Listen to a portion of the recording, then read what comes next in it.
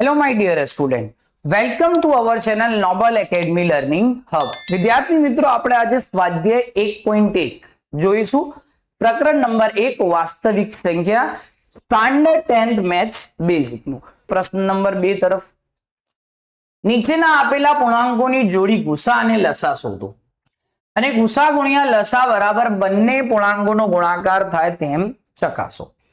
હવે વિદ્યાર્થી મિત્રો, સૌપ્રથમ આપણે અહીંયા લસા એટલે કે લઘુત્તમ સામાન્ય અવયવી શોધીશું. કેવી રીતે કરવાનો?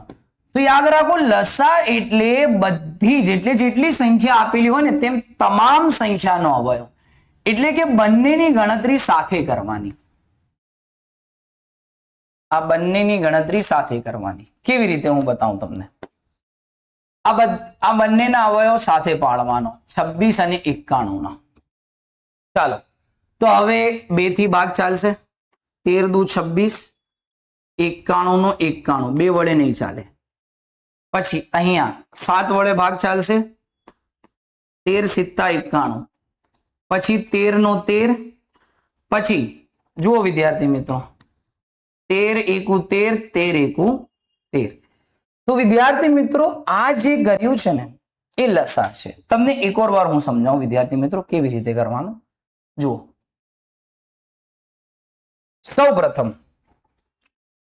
સૌપ્રથમ લસા શોધવા માટે બંનેની ગણતરી સાથે કરવાની હોય, એટલે કે બંનેના અવયવ સાથે પાડવાના.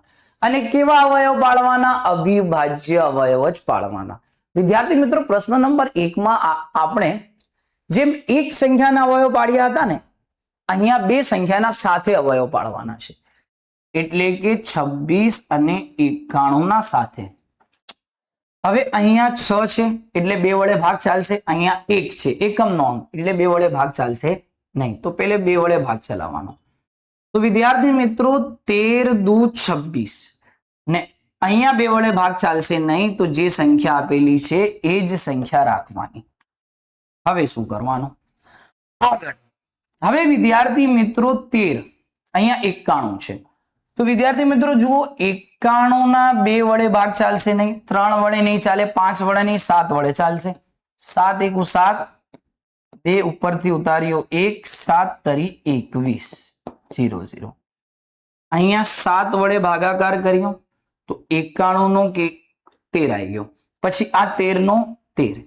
તો જુઓ વિદ્યાર્થી મિત્રો, અહીંયા 13 અવિભાજ્ય સંખ્યા છે અને આ પણ 13 અવિભાજ્ય સંખ્યા છે. તો એક જ તીરથી 2 નિશાના વિદ્યાર્થી મિત્રો. જુઓ, 13 એકુ 13, 13 એકુ 13. તો વિદ્યાર્થી મિત્રો, તમારો લસા આવી ગયો. શું આવ્યો? લસા. લસા કેવી રીતે કરવાનો? તો લસા બરાબર જે તમારા અવિભાજ્ય અવયવ આયા, કયા કયા આયા? 2 ગુણ્યા 7 ગુણ્યા 13 નો ગુણાકાર કરવાનો. તો 2 સિત્તા 14 અને 14 ગુણ્યા 13. તો 14 દાન 140, 14 તરી 42, 182. તો વિદ્યાર્થી મિત્રો, જે તમારો લસા આવ્યો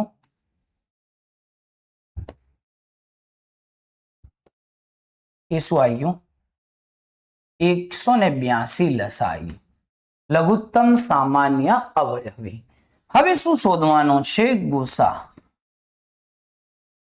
એટલે કે ગુરુત્તમ સામાન્ય અવયવ. કેવી રીતે શોધવાના છે? જુઓ વિદ્યાર્થી મિત્રો, અહીંયા બંને સાથે કર્યા, અહીંયા બંને અલગ અલગ કરવાના છે, એટલે કે જુદા જુદા અવયવ પાડવાના છે.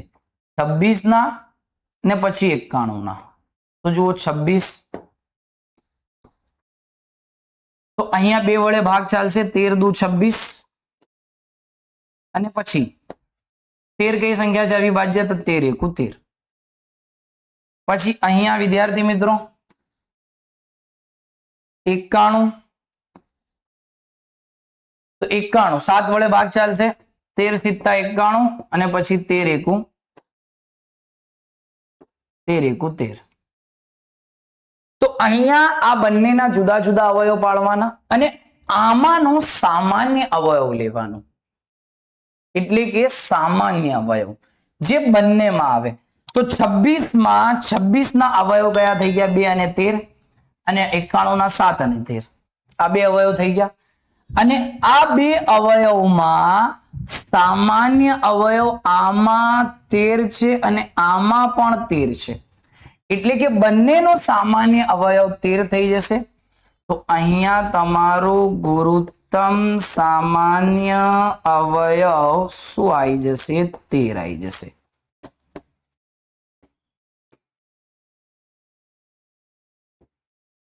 એટલે તમારો ગુસા 13 આવી ગયો અને લસા 182. સમજણ પડી ગઈ? વિદ્યાર્થી મિત્રો, જે લસા હોય ને એ સાથે કરવાનો હોય અને જે ગુસા હોય ને એ જુદા જુદા કરવાનો હોય. અવિભાજ્ય અવયવની રીતે જ કરવાનું હોય. ચાલો હવે વિદ્યાર્થી મિત્રો શું કરવાનું છે? હવે અહીંયા આપેલું છે એવી રીતે કે લસા અને ગુસા શોધો. ચાલો શોધી નાખ્યું. પછી ગુસા ગુણ્યા લસા બંને પૂર્ણાંકોનો ગુણાકાર થાય એમ ચકાસવાનું છે. તો ચાલો લખી લો અહીંયા, લસા ગુણ્યા ગુસા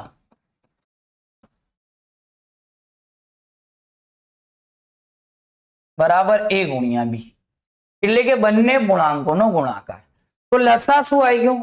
182 ગુણ્યા ગુસા 13 અને a ગુણ્યા b. a શું છે? 26 અને b શું છે? 91. તો 26 ગુણ્યા 91. હવે વિદ્યાર્થી મિત્રો ડાબી બાજુ બરાબર જમણી બાજુ આવી જશે ને, એટલે કે તમારો ગુસા અને લસા સાચો છે. આનો મતલબ શું થશે? ગુસા અને લસા સાચો છે. ચાલો તો 182 નો ગુણાકાર 13 વડે કરીએ, અહીંયા 0 આવી જશે.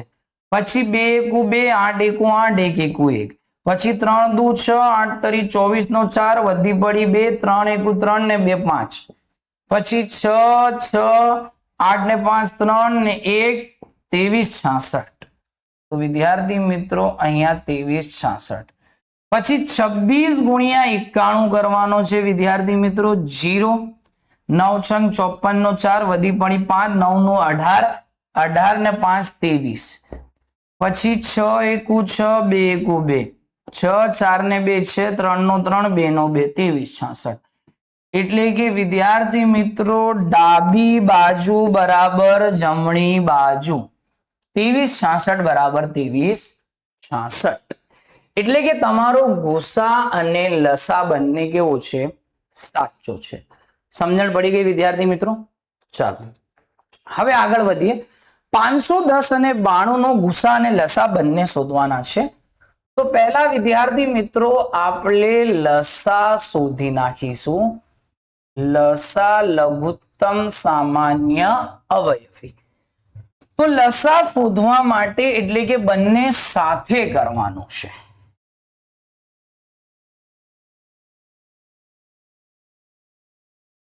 ચાલો હવે અહીંયા 92 ને અહીંયા 510 બંનેનો 2 વડે ભાગ ચાલશે. હા, 92 ના અડધા કેટલા થઈ જશે? 46 અને 510 ના 255. હવે શું કરવાનો? હવે 2 વડે ભાગ ચાલશે. હા, અહીંયા ચાલશે કે 23 દુ 46 255 નો 255. ચાલો હવે ભાગ ચાલશે. હવે 2 વડે ભાગ ચાલશે નહીં. હવે અહીંયા 255 નો ભાગ એટલે અહીંયા 5 છે, તો 255 ને 3 વડે ભાગ, તો 3 ઈઠા 24 અને 3 પંચા 15 0 0. 3 વડે ભાગ ચાલ્યું, કેટલું આવી ગયું? 85 અને 23 નો 23, પછી 85 આવી ગયું. 85 નો ભાગ 5 વડે જ ચાલશે, કારણ કે 17 પંચા 85 23 નું 23. હવે વિદ્યાર્થી મિત્રો 17 એકુ 17, પછી સૌથી મોટી સંખ્યા લેવાની 23 નો 23 23 નો 23 23 એકુ 23. અહીંયા આવી જશે વિદ્યાર્થી મિત્રો 17 17 એકુ 17, 17 એકુ 17, 23 નો 23, 23 એકુ 23. હવે વિદ્યાર્થી મિત્રો અહીંયા 23 આવી ગયું હતું, તો આપણે આ બધી સંખ્યામાં 23, 23, 23 શા માટે મૂક્યું? કારણ કે સૌથી મોટો અવયવ શું હતું? 23, એટલે એનો ભાગ લાસ્ટમાં એટલે છેલ્લે ચલાયો. સમજણ પડી ગઈ? પહેલા બધા જ ભાગ પાડી દીધા, પછી કારણ કે વિદ્યાર્થી મિત્રો આ જે સંખ્યા હોય ને એ ક્રમ અનુસાર હોવી જોઈએ, સિક્વન્સમાં હોવી જોઈએ. અવયવ 2, 2, 3, 5, 17, 23. હવે અહીંયા હું 23 એકુ 23 કરતો તો 2, 2, 23, 5, 17 એવી રીતે ન થાય. એટલે કે તમારો લસા શું આવી ગયો? 2 ગુણ્યા 2 ગુણ્યા 3 ગુણ્યા 5 ગુણ્યા 17 ગુણ્યા 23. એટલે કે વિદ્યાર્થી મિત્રો અહીંયા આવી જશે 23,460. 23,460 એનો ગુણાકાર આવી જશે. ચાલો હવે શું કરવાનું છે? હવે વિદ્યાર્થી મિત્રો આપણે શોધવાનું છે ગુસા, ગુરુત્તમ સામાન્ય અવયવ.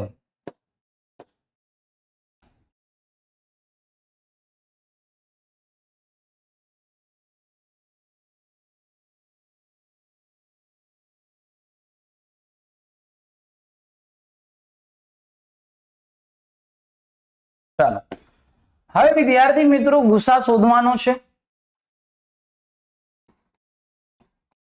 તો ગુસા તો જે થાય ગુરુત્તમ સામાન્ય અવયવ એ તો બધા અલગ અલગ શોધવાના હોય. અહીંયા 26 નો, અહીંયા 510 નો. ચાલો 26 નો શું આવી જશે? સોરી 26 નથી વિદ્યાર્થી મિત્રો, અહીંયા તો છે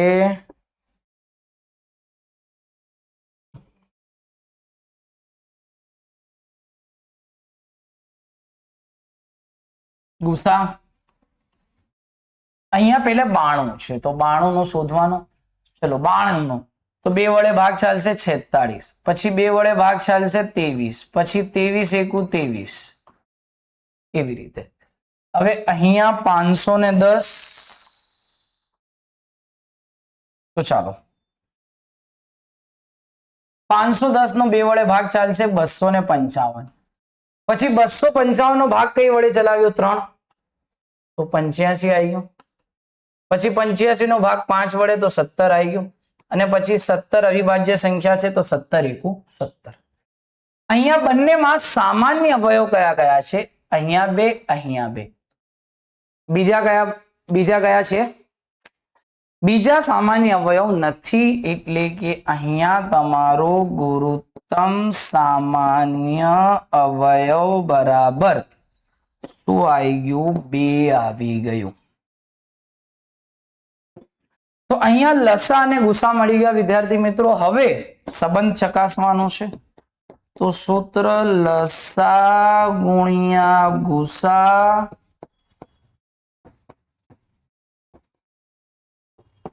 બરાબર A ગુણ્યા B. એટલે કે લસા શું છે વિદ્યાર્થી મિત્રો? 23,460 ગુણ્યા ગુસા શું છે? ગુસા છે 2 અને A ગુણ્યા B. તો A એટલે 510 અને B એટલે 92. 510 ગુણ્યા 92. 23,460 નો ગુણાકાર 46,920 આવી ગયો. હવે ચેક કરવાનો 510 ગુણ્યા 92 કરીને.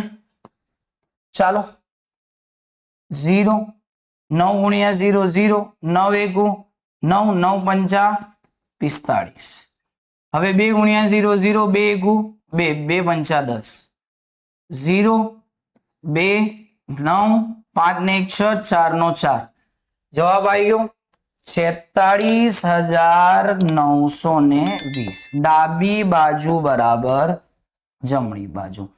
એટલે કે વિદ્યાર્થી મિત્રો ડાબી બાજુ બરાબર જમણી બાજુ હોય એટલે તમારો લસા અને ગુસા સાચો છે. એવી જ રીતે ત્રીજો દાખલો કરવાનો છે 336 અને 54. તો ચાલો સૌપ્રથમ વિદ્યાર્થી મિત્રો આપણે લઘુત્તમ સામાન્ય અવયવી એટલે કે લસા શોધીશું. હવે લસા શોધવા માટે લસા એટલે કે બંને સંખ્યાને સાથે ભાગ પાડવાના હોય. ચાલો તો વિદ્યાર્થી મિત્રો આપણે બંને સંખ્યાના સાથે ભાગ પાડીશું. 54 અને 336. આ 4 બેકી સંખ્યા છે, આ 6 બેકી સંખ્યા છે, તો 2 વડે બંનેના ભાગ ચાલશે. તો 54 ના અડધા એટલે 54 ના ભાગાકાર આપણે 2 વડે કરીએ તો 2 દુ 4 1 4 2 સિત્તા 14 0 0. પછી 336 નો 2 વડે ભાગાકાર કરીએ 2 કુ 2 માઇનસ કર્યો 1 13 2 છંગ 12 1 6 2 ઈઠ્ઠા 16 0 0. એટલે શું આવી ગયું 169 અને અહીંયા 27 અહીંયા 168.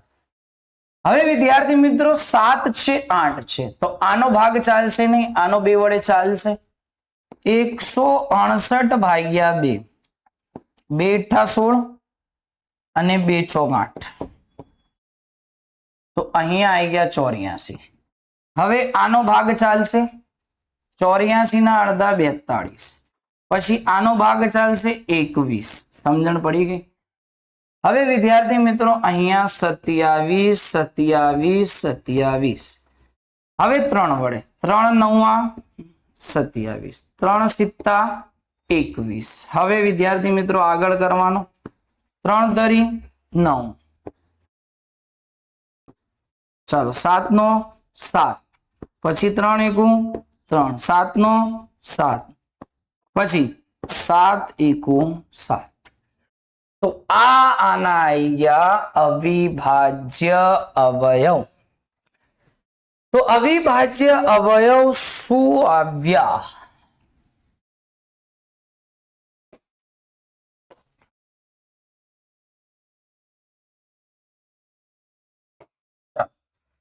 હવે લસા બરાબર તમારો લસા શું આવી ગયું?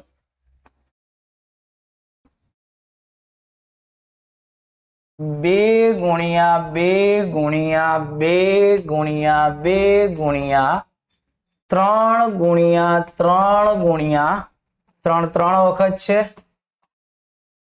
ને પછી 7. ચાલો 2 દુ 4 4 દુ 8 8 દુ 16 16 તરી 48 3 સિત્તા 21 અને 21 તરી 63. તો 48 ગુણ્યા 63 કરવાના છે વિદ્યાર્થી મિત્રો. ચાલો કરીએ. હવે 0 8 છંગ 48 નો 8 વધી પડી 4 4 સંગ 24 ને 28. પછી 3 ઈઠ્ઠા 24 નો 4 વધી પડી 2 4 તરી 12 ને 2 14 4 12 1 પછી 10 0 1. જવાબ આવી ગયો તમારો 3024. આવી ગયો લસા. હવે શું શોધવાનું છે? ગુસા શોધવાનો છે. ચાલો તો હવે ગુરુત્તમ સામાન્ય અવયવ એટલે કે ગુસા શોધવાનો છે. તો ગુસા શોધવા માટે વિદ્યાર્થી મિત્રો શું કરવાનું? બંનેનો અલગ અલગ.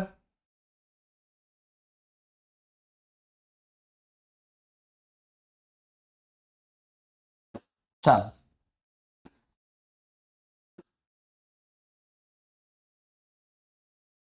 હવે ગુસામાં સૌ પ્રથમ 54 તો ભાગ ચાલશે 27 દુ 54, 3 9 27, 3 તરી 9, 3 એકુ 3. પછી અહીંયા 336 2, પછી શું આવી જશે 336 168, 84 42 21 7 એકુ 7. તો આમાં 2 અને 3 એટલે કે ગુસા બરાબર 2 ગુણ્યા 3 6 આવી ગયો. 2 તરી 6. અહીંયા શું કોમન નીકળી ગયું જુઓ 2 આ 2 અને આ 3 2 ગુણ્યા 3 એટલે કે 6 આવી ગયો. હવે શું કરવાનો છે હવે એ જ સૂત્ર કે ગુસા ગુણ્યા લસા અથવા લસા ગુણ્યા ગુસા.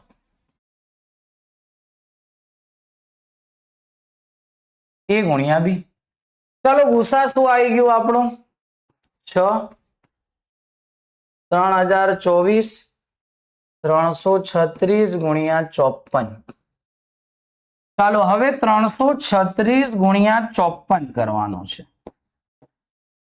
તો વિદ્યાર્થી મિત્રો ગુણાકાર કરવા માટે 0, 5 છંગ 30 નો 0, 3 5 તરી 15 ને 18 વધી પડી 1, 5 તરી 18 ને 19, સોરી 5 તરી 15 ને 1 16. ફરીથી કરીએ 336 ગુણ્યા 54. 0 આવી ગયો, બે સંખ્યા છે તો નીચે 6 5 30 નો 0 વધી પડી 3, 5 તરી 15 ને 3 18 નો આઠલો વધી પડી 1, 5 તરી 15 ને 1 16. પછી 4 છંગ 24 નો 4 વધી પડી 2, 4 તરી 12, 12 ને 2 14 નો 4 વધી પડી 1, 4 તરી 12 ને 1 13, 4 4 8 તરી 8 ને 3 11 નો 1 વધી પડી 1, તેને 2 8 1 નો 1.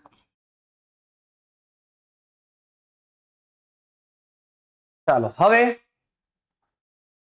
30 24 ગુણ્યા 6, 6 ચોક 24 નો 4 વધી પડી 2, 6 દુ 12, 6 દુ 12, 12 ને 2 14 નો 4 વધી 1 નો 1 જ આવી જશે અને 6 તરી 18, 18144 બરાબર 18144. એટલે કે તમારો આ જવાબ પણ કેવો છે સાચો છે. સમજણ પડી હશે વિદ્યાર્થી મિત્રો અહીંયા તમને લસા અને ગુસા નીકળતા. તો વિદ્યાર્થી મિત્રો યાદ રાખો લસા હંમેશા એક સાથે નીકળશે અને ગુસામાં અલગ અલગ અને બંનેમાંથી સામાન્ય અવયવ નીકાળવાના હશે. તો અહીંયા તમારો પ્રશ્ન નંબર 1 અને 2 પૂર્ણ થાય છે. થેન્ક યુ વિદ્યાર્થી મિત્રો. આગળ વધીશું આપણે પ્રશ્ન નંબર 3 ની સાથે.